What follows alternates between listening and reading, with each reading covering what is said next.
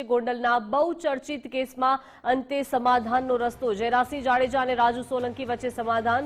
રાજુ સોલંકીના પુત્ર અને ગણેશ ગોંડલ વચ્ચે ઘર્ષણ થયું હતું અને આ મારામારીના કેસમાં ગણેશ ગોંડલ જેલમાં પણ ગયા હતા। ગોંડલમાં રાજુ સોલંકી અને જયરાસિંહ વચ્ચે સમાધાન।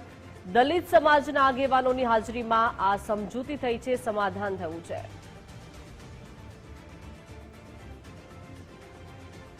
તો ગોંડલનો આ બહુચર્ચિત કેસ કે જેને લઈને હવે અંતે સમાધાન થઈ ગયું છે। મહત્વનું છે કે ગણેશ ગોંડલ આ કેસમાં મારામારીના કેસમાં જેલમાં પણ ગયા છે અને હવે રાજુ સોલંકી જયરાસિંહ વચ્ચે સમાધાન થયું છે। દલિત સમાજના તમામે તમામ આગેવાનોની હાજરીમાં આ સમજૂતી કરવામાં આવી છે। ગોંડલના બહુચર્ચિત કેસ અંતે સમાધાનનો રસ્તો થઈ ગયો છે। અને રાજુ સોલંકીના પરિવાર વચ્ચેની જે ગેરસમજ હતી એ ગેરસમજ અમે સામે બેસીને દૂર કરી છે। મારે આ પ્રકરણમાં વધારે એવું કહેવું છે કે સમગ્ર પ્રકરણ જ્યારે બન્યું ત્યારે સામાન્ય ઉગ્ર બોલાચાલીનો મામલો હતો।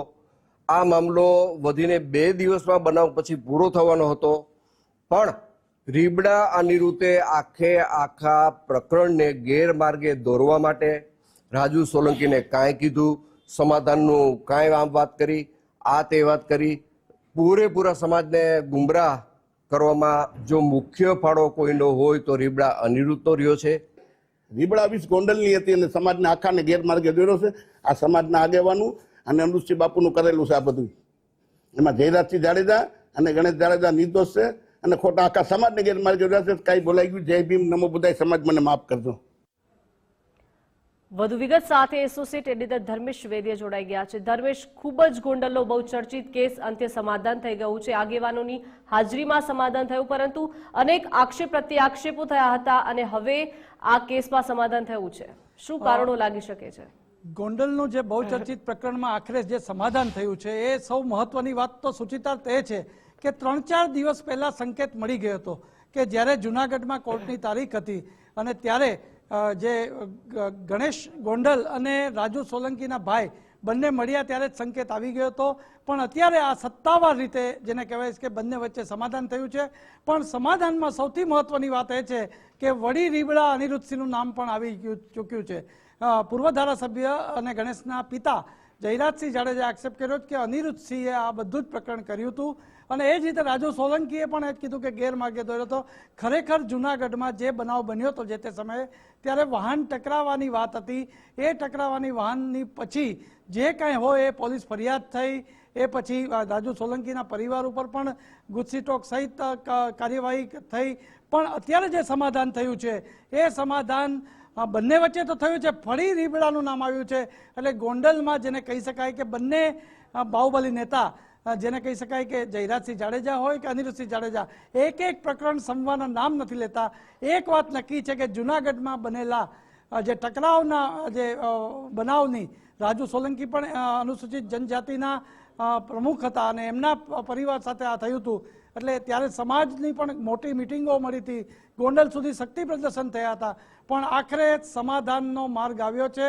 સમાધાનના માર્ગ પાછળ જે કંઈ હોય, પરંતુ અત્યારે આક્ષેપ પ્રત્યાક્ષેપો પૂરા થયા છે અને જયરાજસિંહ જાડેજાએ કહ્યું છે કે આ તમામ અનિરુદ્ધસિંહે કર્યું હોય એવું લાગી રહ્યું છે અને જાહેરમાં કીધું છે, પ્રેસ કોન્ફરન્સમાં કીધું છે। એ જ રીતે રાજુ સોલંકીએ પણ સમગ્ર આખી વાત ગેરમાર્ગે દોર્યા અને અનિરુદ્ધસિંહ બાપુનું નામ લેવામાં આવ્યું છે। હવે એ વાત નક્કી થઈ છે કે ગણેશ ગોંડલ પોતાની સહકારી પદથી રાજકીય પદ ઉપર જતા જતા કોઈ અડચણો આવતી હોય એ દૂર થતી હોય એનું આ પહેલું પરિણામ હોય એવું જોવા મળી રહ્યું છે। જી ધર્મેશ, આભાર વિગત સાથે જોડાયા તે બદલ। એટલે કે ઘણા બધા આક્ષેપો પ્રત્યાક્ષેપો થયા, પરંતુ અંતે સમજૂતીનો રસ્તો થઈ ગયો છે। તમામ આ જે કેસ હતો, પહેલા તો સામાન્ય બોલાચાલી થઈ, ત્યારબાદ મારામારી સુધી આ કેસ પહોંચ્યો અને મારામારીના કેસમાં ગણેશ ગોંડલ જેલમાં પણ ગયા હતા। અંતે હવે ગોંડલમાં રાજુ સોલંકી અને જયરાજસિંહ વચ્ચે સમાધાન થઈ ગયું છે। તમામે તમામ દલિત સમાજના આગેવાનોની હાજરીમાં સમજૂતી થઈ છે।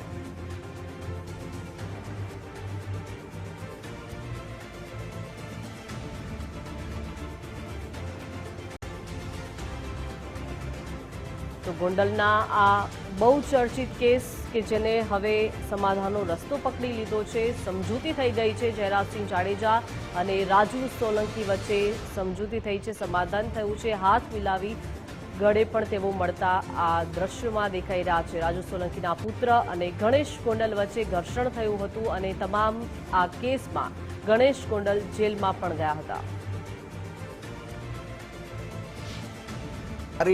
અને રાજુ સોલંકીના પરિવાર વચ્ચેની જે ગેરસમજ હતી એ ગેરસમજ અમે સામે બેસીને દૂર કરી છે.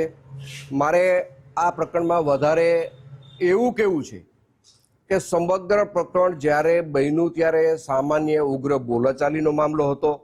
આ મામલો વધીને 2 દિવસમાં બનાવ પછી પૂરો થવાનો હતો, પણ રીબડા અનિરુદ્ધે આખા પ્રકરણને ગેરમાર્ગે દોરવા માટે રાજુ સોલંકીને કાંઈ કીધું, સમાધાનનું કાંઈ આમ વાત કરી, આ તે વાત કરી, પૂરેપૂરા સમાજને ગુમરાહ કરવામાં જો મુખ્ય ફાળો કોઈનો હોય તો રીબડા અનિરુદ્ધનો રહ્યો છે. રીબડા ઓફિસ ગોંડલની હતી અને સમાજના આખાને ગેરમાર્ગે દોર્યો છે. આ સમાજના આગેવાનો અને અનુસુચિત બાપુનું કરેલું છે આ બધું. એમાં જયરાજસિંહ જાડેજા અને ગણેશ જાડેજા નિર્દોષ છે અને ખોટા આખા સમાજને ગેરમાર્ગે દોર્યા છે. કાંઈ બોલાઈ ગયું, જય ભીમ, નમો બુદ્ધાય, સમાજ મને માફ કરજો. તો સમગ્ર આ કેસમાં હવે રીબડા અનિરુદ્ધસિંહ પર હવે આક્ષેપો થઈ રહ્યા છે, તેમને ગેરમાર્ગે દોર્યા હોય તેવી આ પ્રતિક્રિયાઓ સામે આવી રહી છે. પરંતુ મહત્વની બાબત તો એ છે કે આ સમગ્ર મારામારીના કેસમાં અંતે દલિત સમાજના આગેવાનો વચ્ચે સમજૂતી થઈ ગઈ છે. ગોંડલનો ખૂબ જ બહુચર્ચિત કેસ અંતે આ સમાધાન તમામ આગેવાનો વચ્ચે થઈ ગયું છે. જયરાજસિંહ જાડેજા અને રાજુ સોલંકી વચ્ચે આખરે સમાધાન થઈ ગયું છે. રાજુ સોલંકીના પુત્ર અને ગણેશ ગોંડલ વચ્ચે સામાન્ય બોલાચાલી થઈ હતી અને તમામ આ બોલાચાલી બાદ ઘર્ષણ થયું, મારામારી થઈ. વધુ માહિતી સાથે સંવાદદાતા વિશ્વાસ જોડાઈ ગયા છે. વિશ્વાસ, ગોંડલનો બહુ ચર્ચિત કેસ અંતે સમાધાન થઈ ગયું છે, શું સ્થાનિક ચર્ચા છે આ સમાધાન પછીની?